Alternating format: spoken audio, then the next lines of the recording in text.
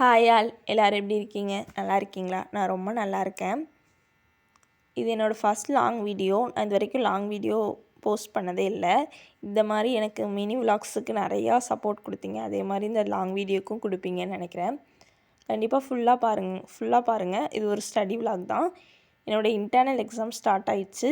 டியூஸ்டேலேருந்து Friday வரைக்கும் எனக்கு internal exam இருந்துச்சு. மொத்தம் டோட்டலாக 7 சப்ஜெக்ட். அதில் மார்னிங், ஈவினிங், ஆஃப்டர்நூன், ஃபோர்நூன்னு நடக்கும். மொத்தம் 7 சப்ஜெக்ட்டும் நடந்து முடிஞ்சிடும் அந்த 4 டேஸில்.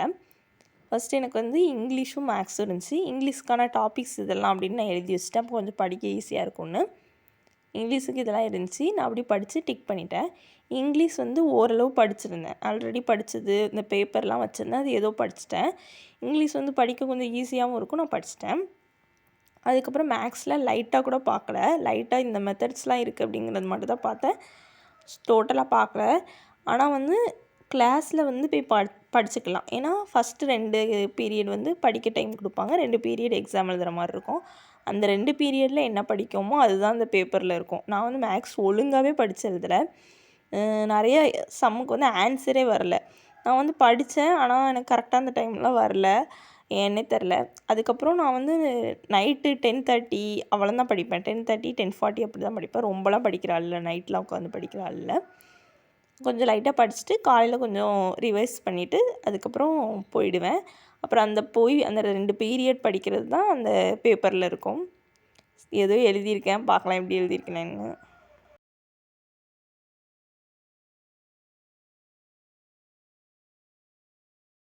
அப்புறம் நெக்ஸ்ட் டே நெக்ஸ்ட் டே இல்லை, மார்னிங் 6:40 அதே நாளில் எடுத்த வீடியோ தான் இது. நல்லா மழை வர்ற மாதிரி இருந்துச்சு. ரொம்ப கிளைமேட் இருட்டிக்கிட்டு இருந்துச்சு. கிளைமேட் இருட்டிக்கிட்டு இல்லை, வானம் இருட்டிக்கிட்டு இருந்துச்சு. எனக்கு மழை வர்றது சுத்தமாக பிடிக்காது. எனக்கு வெயில் அடிக்கிறது தான் பிடிக்கும். கொஞ்சம் வியர்டாக இருக்கும். அதை கண்டுக்காதீங்க. அப்புறம் ப்ரஷ் பண்ணிவிட்டு தண்ணி குடித்தாச்சு. அன்றைக்கி போட்ட அவுட்ஃபிட் தான் இது. அதுக்கப்புறம் நான் சீக்கிரம் பெறப்படணும், காலேஜுக்கு சீக்கிரம் போகணும் அப்படின்னு தான் நான் கொஞ்சம் சீக்கிரமாகவே பெறப்பட ஆரம்பித்தேன். ஆனால் என்னவோ தெரில, ரொம்ப லேட் ஆகிடுச்சு. டக்குன்னு அவசரமாக சாலை குத்திட்டு சாப்பிட்டுட்டு அம்மா இட்லி, சாம்பார், சட்னி வச்சாங்க. சாப்பிட்டு சாப்பாடெலாம் பேக் பண்ணிட்டு போயாச்சு. அன்றைக்கி ஒரு ரோஸ் தான் கிடச்சிச்சு, வச்சாச்சு. அப்புறம் ஈவினிங் வந்தோடனே அம்மா கேக் தந்தாங்க, சாப்பிட்டாச்சு. அப்போ அடுத்த எக்ஸாமுக்கு படிக்கணும். நம்ம சாயந்தரம் வந்தோடனே இது டியூஸ்டே ஈவினிங். அடுத்த எக்ஸாமுக்கு படிக்கணுங்கிறதுனால படிக்க ஸ்டார்ட் பண்ணியாச்சு. இங்கிலீஷும் மேக்ஸும் முடிச்சதுனால ஒரு டிக் போட்டாச்சு. அடுத்து ஃபிசிக்ஸும் BEEE இருந்துச்சு. ஃபிசிக்ஸ்க்கு இந்த கொஸ்டின்லாம் இருக்குதுன்னு எழுதி வச்சாச்சு. அதே மாதிரி ஃபிசிக்ஸ் எப்படின்னா நிறைய படிக்க வேண்டியிருக்கும், நிறைய எழுதையும் வேண்டியிருக்கும். அதனால் ஃபஸ்ட்டு ஃபிசிக்ஸை முடிச்சிடலான்னு நினச்சேன். கொஸ்டினும் கொடுத்துட்டாங்க, ஈஸியாக படித்து எழுதிடலாம். ஆனால் BEEE அப்படி இல்லை, எந்த கொஸ்டின்னு கரெக்டாக கொடுக்கவே இல்லை. என்ன படிக்கனே தெரில. சரி ஃபிசிக்ஸை படிச்சிடலான்னு நினச்சேன். ரொம்ப டைம் ஆகும்.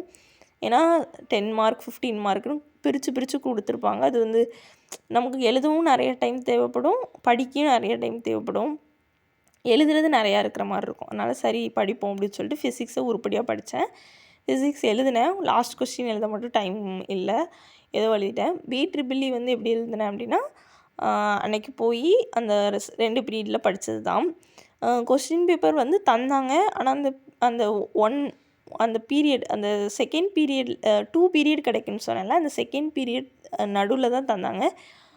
என்னத்தையும் படித்து எழுதிட்டேன். எனக்கு தெரிஞ்சதை எழுதினேன். அதுவும் ஓரளவு சுமாராக தான் எழுதியிருக்கேன். அடுத்த நாள் காலையில் அந்த ஃபிசிக்ஸ் BEEE எக்ஸாம் காலையில் எடுத்த விலாக் இது. கிளம்பி போயாச்சு. அடுத்து எக்ஸாம் எழுதிட்டு எப்படி எழுதியிருக்கேன் அப்படின்னு கொஞ்சம் பார்த்தேன். பார்த்துட்டு அடுத்த எக்ஸாமுக்கு நம்ம படிக்க ஸ்டார்ட் பண்ணணும். நம்ம எழுதியாச்சு, முடிச்சாச்சு, அவ்வளோதான். அடுத்து ஃபிசிக்ஸும் BEEE முடிச்சதுனால டிக் பண்ணியாச்சு. அடுத்த நாள் சியும் தமிழும் இருந்துச்சு. சிக்கும் தமிழுக்கும் படிக்க வேண்டியிருந்துச்சு. சிக்கு கொஸ்டின் கொடுத்துருந்தாங்க. அதனால் அது எல்லாத்தையும் எழுதி வச்சுட்டு படிக்க ஸ்டார்ட் பண்ணியாச்சு. முதல்லையே நோட்ஸ்லாம் எடுத்து வச்சுட்டா படிக்க ஈஸியாக இருக்கும். அதனால் எல்லாத்தையும் எடுத்து வச்சுக்கிட்டேன். சி கொஸ்டின் கொடுத்துருந்தாங்க, அதெல்லாம் எழுதி வச்சுட்டேன். கரெக்டாக படித்து எழுதணும் அப்படிங்கிறதுக்காக படிக்க ஸ்டார்ட் பண்ணியாச்சு. சி படித்து எதையோ எழுதிட்டேன். ஓரளவு லைட்டாக தப்பு இருக்குதுன்னு வச்சுக்கோங்களேன், எழுதிட்டேன். தமிழ் BEEE மாதிரியே தான், ஒழுங்காகவே படிக்கலை, ஒழுங்காகவே எழுதலை. அடுத்தது 2ஐயும் முடிச்சாச்சு. அடுத்து EG எக்ஸாம் இருக்குது நமக்கு. EG எக்ஸாம் நான் கொஞ்சம் பக்கத்து கிளாஸில் கொஷின் அதுக்கு முந்தின நாள் எங்களுக்கு சி நடக்கும் போது அவங்களுக்கு அந்த ஃபிசிக்ஸ் அந்த ஈஜி நடந்துச்சு, ஈஜி நடந்துச்சு. அதனால் அவங்கக்கிட்டேருந்து கொஸ்டின் வாங்கி படித்ததில் அது வந்து கரெக்டாக அதே தான் கேட்டிருந்தாங்க. அதை வந்து எழுதியாச்சு. ஈஸி எடுத்த விலாகை வந்து நான் ஷூட் பண்ணல, அதனால் அதை போட்டேன். சாயந்தரம் வந்து லட்டு சாப்பிட்டேன். அப்புறம் அதை டிக் பண்ணியாச்சு. அதுக்கப்புறம் சாயந்தரம் வந்து ஒரு ரெஃப்ரெஷ்மெண்ட்டுக்காக சாங் கேட்டுட்டு அந்த டேயை முடிச்சாச்சு. தேங்க்யூ ஃபார் வாட்சிங். இந்த மாதிரி நிறைய விலாக் வேணும்னா கீழே கமெண்ட் பண்ணுங்கள். பாய். See you all in next video. Thank you for watching.